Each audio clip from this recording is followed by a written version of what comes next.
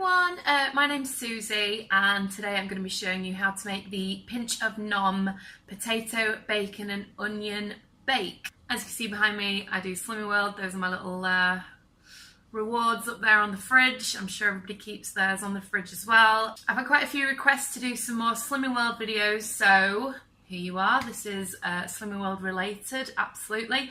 I'm just going to show you step by step how to make this yummy potato bake. I hope it is anyway. It looks amazing on the recipe, but I've never actually made it, so here we go. Stay tuned. If you haven't subscribed already, don't forget to hit that little subscribe button. That'd be awesome. And also if you hit the little notification bell somewhere around here, then you will get a notification every time I upload. So anyway, thanks for watching. Here's how to do some delicious cooking.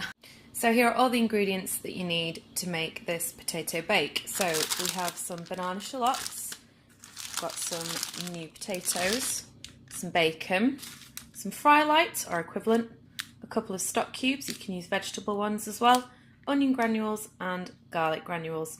You'll also need some kind of oven-proof baking dish sort of thing. So first things first, we need to preheat the oven to 180 degrees.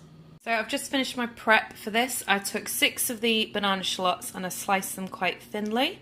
And then here are the potatoes, which are peeled and I've sliced about 3 or 4 millimeters thick. So the next thing I've done is I've removed all the fat from the bacon. So I just have the medallions here. And in the picture, like on the Pinch of Nom recipe, they're just layering it like full slices of bacon. I don't like the idea of that, so I'm just gonna cut them up into 4 quarters just to, I don't know, layer it in a little bit better. I just think it's gonna be too, I don't know, chunky otherwise. Right, so the first bit is to put some onions on the bottom like so. Just spread them out. And then we can start layering up the potatoes and bacon. So that's my last layer of onions. And now we're on to potato again.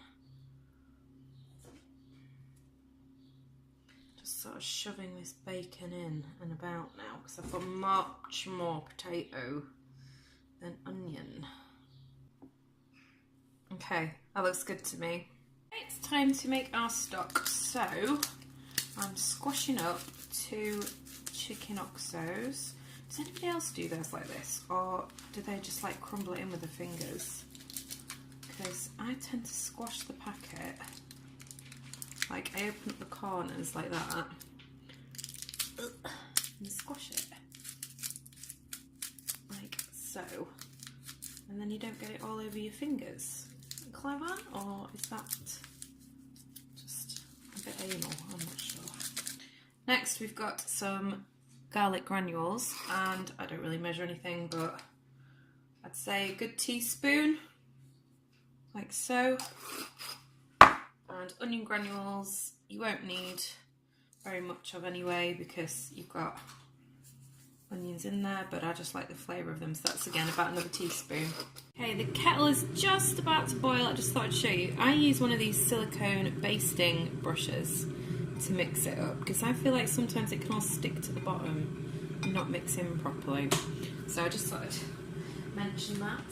Right, here we go. I'm not sure how much water I'm going to need, but I'm thinking probably a bit more than I think I will need, so let's just, I think that looks okay.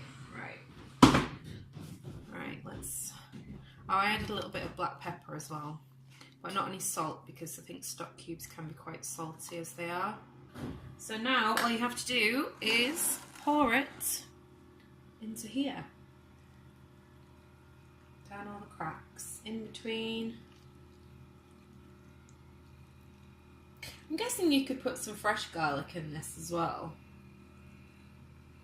And I guess it's also quite handy to have a glass tray because then I can see how far up it is. Okay, it's looking pretty good. Yes, nice. Let's pop that in the oven. It says it needs to be in for an hour. Okay, I've just grated some Parmesan, and you can actually have 30 grams per person, but I think that looks like there's enough there. For two, I mean. 30 grams per person, so we could have 60, but that looks like it's enough for me. I've made this serving for two, and it's been in for an hour, so the last 10-15 minutes you put the cheese on top and then let it go golden. So that's what it looks like after an hour. Ooh, I think it's going to be really nice. It smells so good. Doesn't that look delicious? Let's plate it up. There we go, it looks absolutely yummy, and we just did some cabbage with it. Can't wait to taste it. It's extremely steamy. Okay, here we go.